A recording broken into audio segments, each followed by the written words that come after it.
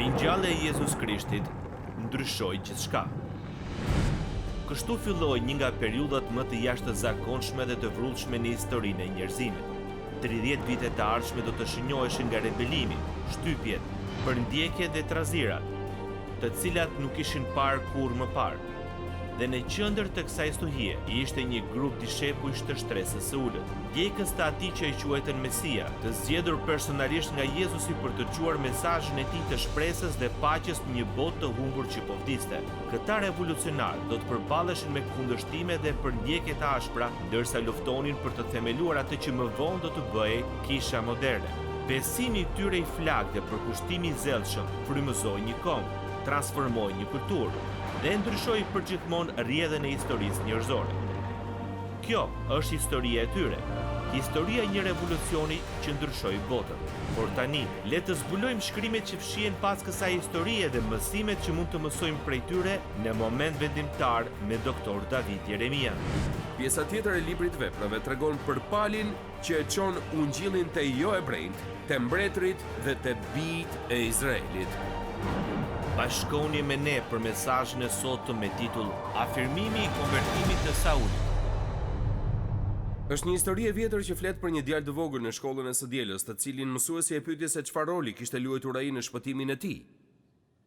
Ai u përgjigj se konvertimi i tij ishte pjesërisht vepër e Perëndisë dhe pjesërisht vepër e tij.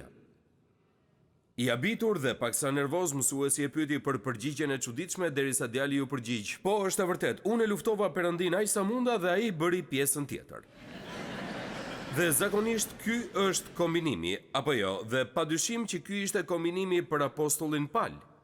Siç e dim, historia e konvertimit të tij në Krishtin është e përmbledhur në një frazë të shkurtër: "Unë e luftova Perëndin aq sa munda."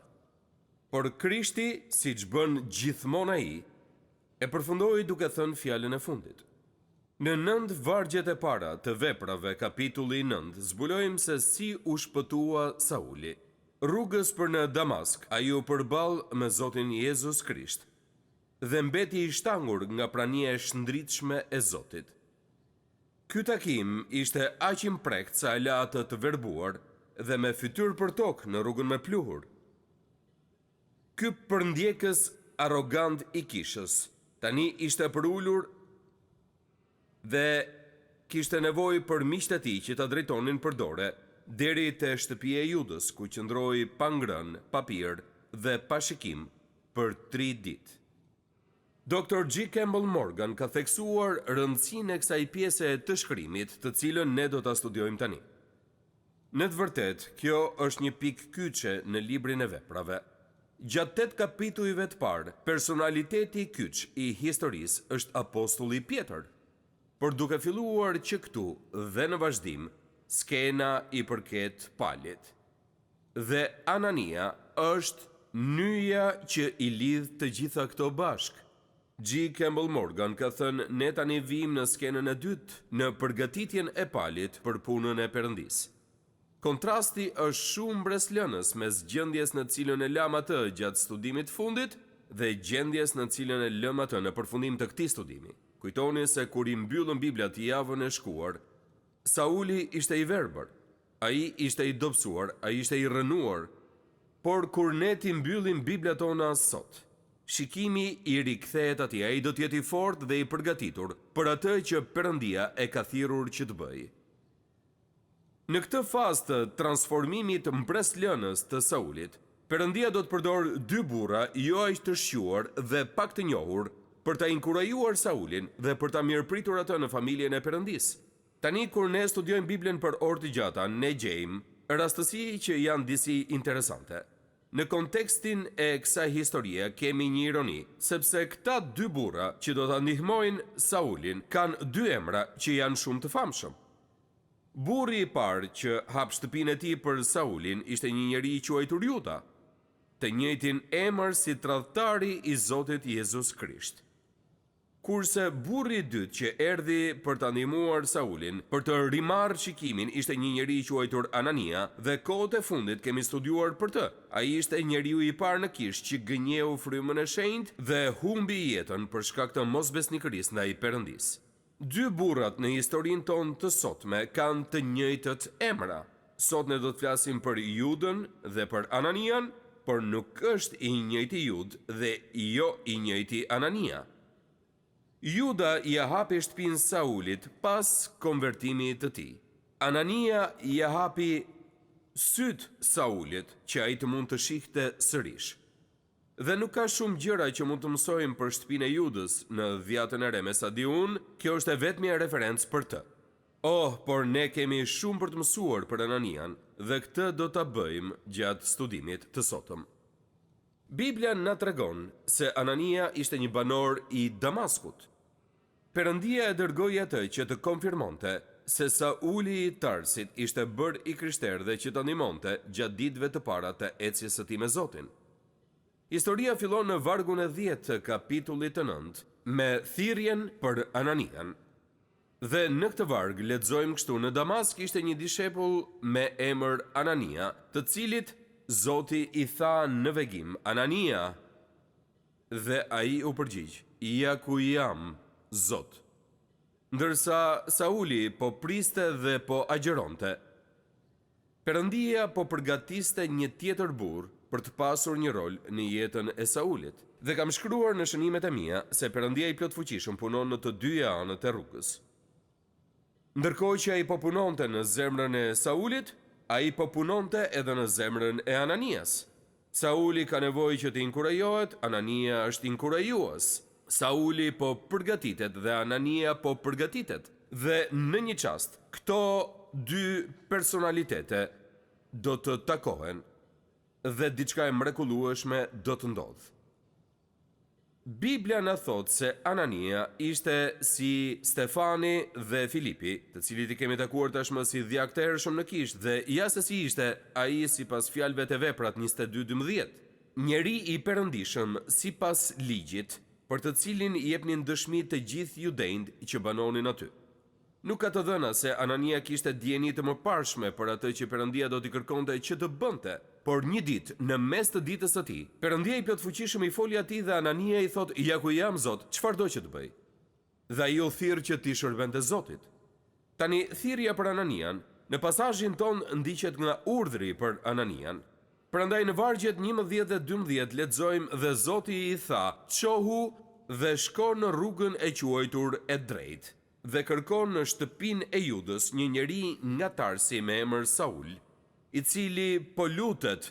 Ai ka parë në vegim një njeri me emër Anania duke hyrë dhe duke i vënë duart për t'ia kthyer dritën e syve. Anania u udhëzua nga Zoti që të shkonte në Damask dhe Zoti i dha atij këtë adresë. Ai tha: çohu dhe shko në rrugën e quajtur e drejtë. Nëse shkoni edhe sot në Damask, do të mësoni se rruga është ende aty, vazhdon nga porta perëndimore deri te porta lindore. Është 15 metra e gjerë dhe ka 2 portik dhe dyqane nga njëra portë deri te porta tjetër. Dhe përgjatë asaj rruge ishte edhe një shtëpi që i përkiste Judës. Ananias ju dha një informacion e shtesë që kur ta gjente shtëpinë e Judës, të trokiste në derë dhe të futej brenda të mund të gjente Saulin në atë shtëpi dhe Sauli do të ishte duke u lutur. Tani nuk duhet ta bitemi që Sauli ishte duke u lutur. Kur ishte më i ri, ai kalonte shumë kohë në lutje. Ai ishte një judei i përkushtuar dhe lutej 3 herë çdo ditë. Por unë guxoj të them se lutja që ai po bënte atë ditë në shtëpinë e Judës ishte shumë ndryshe nga çdo lutje që ai kishte bërë më përpara. Shumë njerëz janë përpjekur që të mendojnë se për çfarë po lutej ai. Disa kanë thënë se kur ai ishte në shtëpinë e Judës duke u lutur, ai ende po kërkonte falje për të gjitha gjërat e tmerrshme që i kishte bërë Kishës përpara se të konvertohej. Mbasi ai po lutej që Zoti t'i jepte më shumë udhëzime. Kujtoni që pasi ai u shpëtua, pyetja e tij e parë ishte: Zot, ç'don ti të bëj unë? Mbasi ai po lutej që Zoti ta shpejtonte këtë përgjigje me udhëzime dhe detaje, dhe sigurisht kjo lutje shpejt do të marrë përgjigje, apo jo? Dhe Biblia na thotë se ndërsa ai po lutej, ai merr një vegim. Dhe në këtë vegim ai sheh një njeri të quajtur Anania që po vjen tek ai. Dhe si rezultati ardhjes së tij, do të realizohen edhe përgjigjet për lutjen e tij. Ai në fund do të marrë sërish shikimin e tij, është e qartë që ai po lutej edhe për këtë. Meqense ai nuk ishte ngrënë prej 3 ditësh, mund të jetë lutur edhe për pak ushqim. Por mbi të gjitha, ai po përpiqej të zbulonte se çfarë donte të bënte Perëndia në jetën e tij dhe po shihte në ëndër këtë njeri të quajtur Anania. Dhe mua më duket shumë interesante, siç e thash, që ndërsa ai po lutej, Perëndia i tregoi atij për Ananian, dhe ndërsa Anania po i përgjigjej Zotit, Perëndia i tregoi Ananias për Saulin. Kjo është kujtesë për mua që sa herë ne i dëshmojmë dikujt ose përpiqemi të ndihmojmë dikë nëse po ecim në frym, Perëndia po punon në ne dhe Perëndia po punon edhe tek ai. Dhe çfarë shembulli që kemi këtu? Anania po lutet dhe Sauli po lutet, dhe në lutjet e tyre Perëndia do t'i bashkojë me njëri tjetrin. Tani Perëndia i tregoi Ananias se çfarë duhet bënte. Dhe ndërsa Anania e merr këtë mesazh, ai nuk është i druajtur t'i thotë shqetësimet që ai ka. Dhe shqetësimi i Ananias na tregohet në vargjet 13 dhe 14 dhe shikoni nëse identifikoheni me të për këtë shqetësim. Atëherë Anania u përgjigj: O Zot, nga shumë veta kam dëgjuar për këtë njeri, se sa të këqija u ka bërë shenjtorëve të tu në Jeruzalem, dhe ai ka këtu një autorizim nga krerët e priftrinjve për të burgosur të gjithë ata që thrasin emrin tënd. Do që të shkoj të takoj? Anania po thot, Zot, reputacioni i Saulit po përhapet në të gjithë qytetin, dhe kushdo e di që ai është një përndjekës i frikshëm, që ai i ka bërë dëme të mëdha kishës së Krishtit, që ai ka disa letra në duart e tij nga priftrind që i japin leje të burgos çdo të krishterë që gjen në Damask dhe t'i kthejë me forcë në Jeruzalem. Dhe Zot, dua që të më japësh pak sqarime për këtë. Ky është Sauli, të cilin do që të shkojë dhe të atakojë në shtëpinë e Judës? Edhe unë do të kisha bërë të njëjtën pyetje. Vini re se si i përgjigjet Zoti shqetësimit të Ananias. Shpjegimi i shqetësimit të tij është në vargjet 15 dhe 16. Zoti nuk e qortoi Ananian për pyetjet që kishte.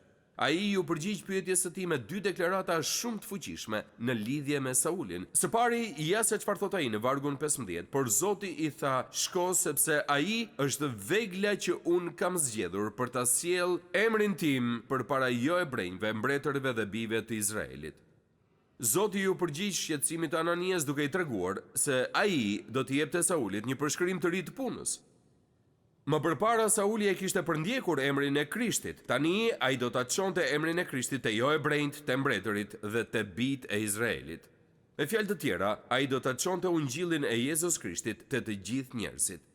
Ky varg është themeli, zonja dhe zotrinj, për pjesën tjetër të gjithë librit të Veprave.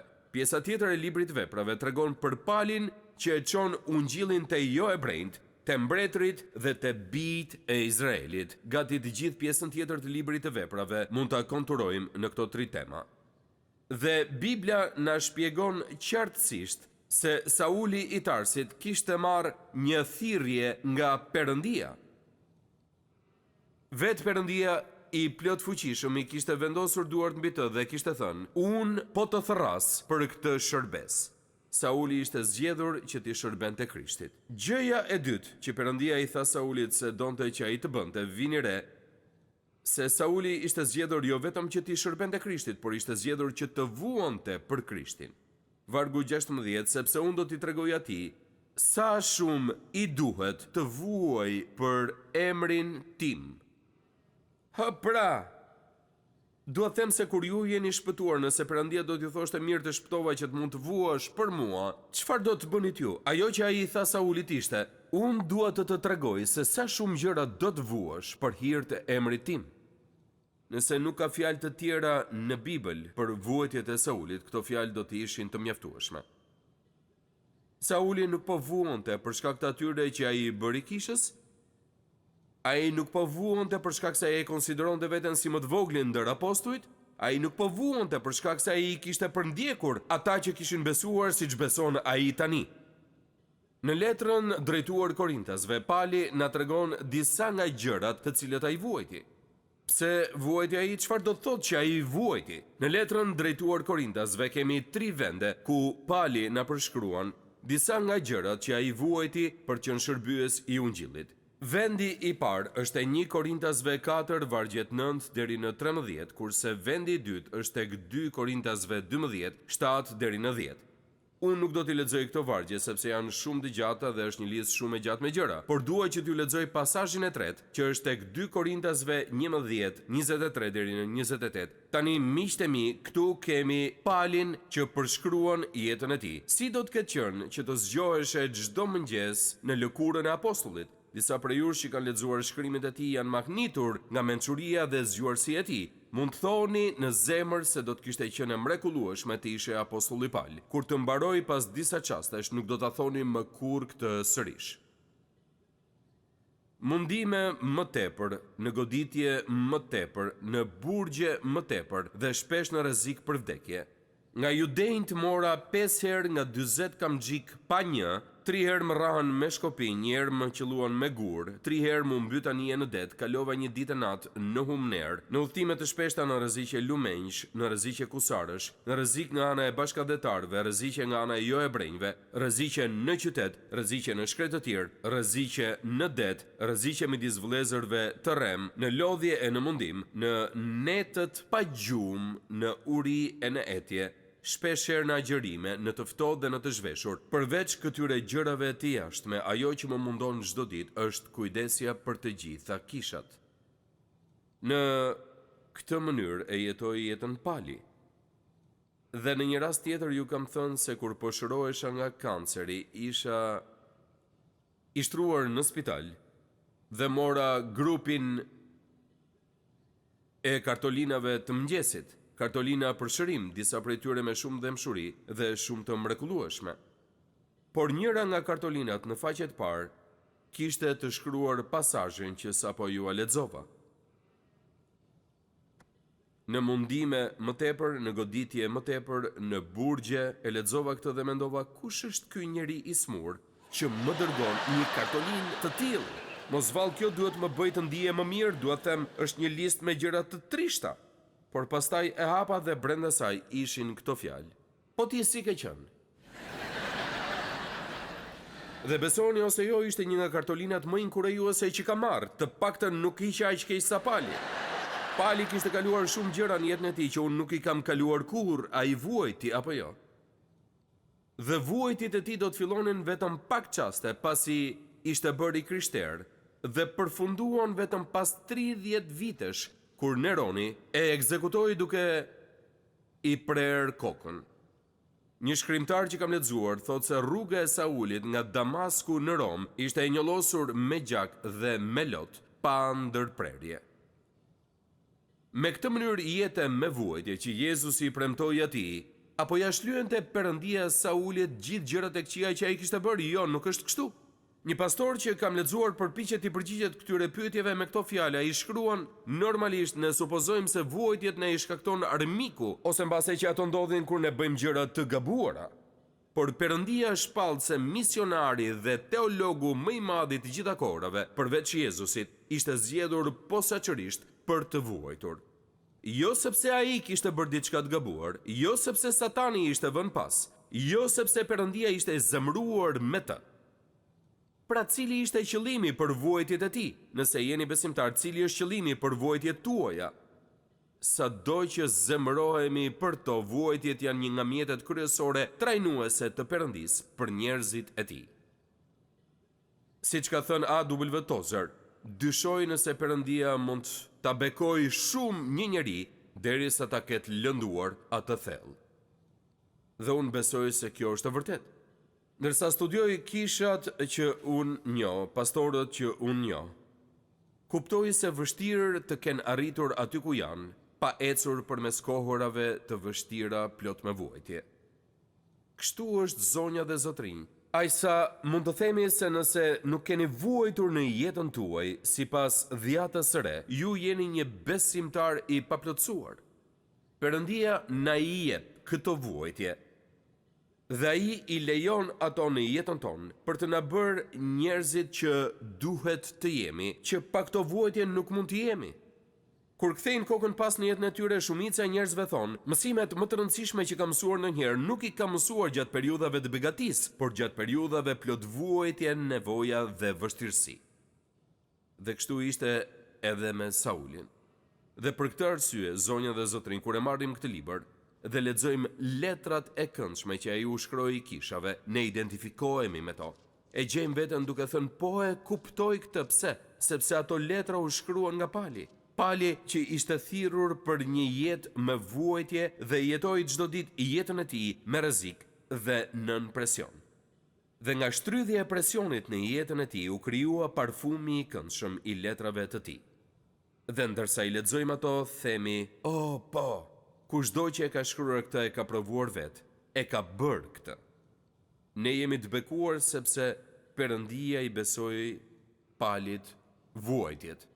Dhe nëse tregojmë të sinqert, ne jemi të bekuar kur Perëndia na i beson edhe ne, zakonisht kur e kthejmë kokën pas, jo kur jemi në mes të vuajtjeve. Dikush ka thënë sovraniteti lexohet mbrapsht, jo përpara. Ne nuk mund të shohim para dhe të themi Perëndia do të jetë në këtë gjë. Ne shohim pas dhe themi Perëndia ishte në atë gjë. Dikush tjetër më ka thënë se sovranitetin e Perëndisë e lexojmë siç lexohet Bibla në hebraisht, nga fundi në fillim. Dhe ndërsa pali kthente kokën pas në jetën e tij, ai mund t'ja përçonte këtë të vërtet për vuajtjet njerëzve të cilëve u shkroi, për shembull, në letrën që u shkroi Filipianëve lexojmë, sepse juve ju është dhënë hiri për hir të Krishtit, jo vetëm që të besoni në të, por edhe të vuani për të. Dhe Pietri tek 1 Pietri 2 shkruan, ndërsa po të bëni të mirë dhe të duroni vuajtje, kjo është hir para Perëndisë, sepse për këtë ju u thirrët, sepse edhe Krishti e vuajti për ne duke ju lënë një shembull që të ecni pas gjurmës së tij. Më lejoni t'ju them diçka që e kam mësuar. Kur ne jemi të krishterë, që rritemi mes të krishterëve të tjerë, njerëzit na shohin. Por kur jemi të krishterë, që rritemi në mes të krishterëve të tjerë dhe po vuajmë, njerëzit na vëzhgojnë. Dhe ata vëzhgojnë për të parë nëse realiteti i Krishtit, që duket aq i gjallë në kohë kur gjërat shkojnë mirë, është ende i njëjti Krisht i gjallë, kur drita e tij po shndrit përmes të çarave të trupit apo shpirtit tuaj të thyer. Perëndia gjithmonë ka ndërmend diçka. Kur ai i lejon vuajtjet në jetën tonë dhe e di që pyetja e parë që na del nga goja gjithmonë është pse? Pse Perëndi? Por ndërsa plakemi dhe i përjetojmë këto, fillojmë të kuptojmë që pyetja e parë mund të jetë pse, dhe me qëra fjala Perëndia nuk është i detyruar të përgjigjet, por ai zakonisht do t'i përgjigjet pyetjes çfarë? Çfarë po përpiqesh të më mësosh? Çfarë do të bësh në jetën time? Çfarë ke në plan? Çfarë ke në plan Perëndi? Më ndihmo ta kuptoj këtë që të mund të bashkëpunoj me këtë dhe të jem njeriu yt. Së fundmi, në histori kemi konfirmimin e Ananias në vargjet 17 deri në 19. Atëherë Anania shkoi dhe hyri në atë shtëpi dhe duke i vënë duart tha: "Vëlla Saul, Zoti Jezus, që të është shfaqur në rrugën në për cilën ti po vije, më ka dërguar që të kesh përsëri dritën e syve dhe të mbushesh me frymën e shenjtë." Në këtë çast i ran nga syt disa si luspa dhe ai fitoi përsëri të parit, pastaj u ngrit dhe u pagzua, dhe mbasi mori ushqim, ai u ri për të rinë forcë. Pastaj Sauli qëndroi disa ditë me dishepujt që ishin në Damask. Biblia na thot se Anania shkoi në Damask, ai gjeti rrugën që quhej e drejtë, pyeti disa njerëz se ku ishte shtëpia e Judës dhe e gjeti shtëpinë e tij. Kur ai hyri në shtëpi, e gjeti aty palin duke u lutur. Pastaj i vuri dorën në shpatull dhe e quajti vëlla Saul. Dëgjoni, Sauli që kishte përndjekur kishën, që kishte vrar disa nga të krishterët e parë, që kishte tërhequr zvar gra dhe fëmijë nga shtëpitë e tyre dhe i kishte lidhur, ishte bërë i krishter, dhe tani Anania është vëllai i tij i krishter dhe ai e quan atë vëlla Saul. Vëlla Saul. Dhe Anania kaloi nga të qenit i friksuar nga armiku i tij te një njeri që e bekoi atë. Duhet këtë qenë e çuditshme për Saulin të dëgjonte këto fjalë, vëlla Saul. Vetëm 3 ditë më parë ai ishte i vendosur që të shfaroste njerëz si Anania, t'i vriste, t'i zhdukte nga qarkullimi. Por diçka ka ndodhur në jetën e tij. Perëndia ka hyrë në jetën e tij. Dhe tani të gjithë armiqtë e tij të dikurshëm janë bërë miqtë e tij dhe të gjithë miqtë e tij të dikurshëm janë bërë armiqtë e tij. Unë jam i sigurt se në jetën tonë të gjithë kemi shembuj të njerëzve si Anania. Njerëz, prekja dhe fjalët inkurajuese të cilëve na kanë afirmuar, na kanë ngritur lart në kohë të veçanta dhe po shoh që po tundi koka teksa kujtoni se është e vërtet. Unë po lexoja një devocion këtë javë dhe në këtë devocion ishte një histori për profesorin tim të dikurshëm në seminarin e Dallasit, Howard Hendricks. Ai po tregonte një histori që i kishte ndodhur kur ishte i vogël. Dhe ai tha se kur ishte i vogël në shkollë fillore, kishte reputacionin si fëmia më i prapë në shkollë. Dhe ndërsa po matrikulonte notat, mësuesja e klasës së dytë i thoshte mësueses së klasës së tretë, do të marrësh fëmijën më të prapë të shkollës. Dhe si zakonisht, thot ai, kur filloi klasën e tretë, mësuesja ju ofroi dhe i tha: "Unë e di që ti je fëmia më i prapë në këtë shkollë dhe do të vëzhgoj nga afër, ndaj mos guxo të bësh ndonjë prapësi në këtë klasë." Dhe ai thot se pas një viti, ai mbaroi edhe një klasë tjetër dhe padyshim mësuesja erdhi dhe i tha sërish: "Howie, nga të gjithë kolegët e mi kam dëgjuar se ti je fëmia më i prapë në këtë shkollë.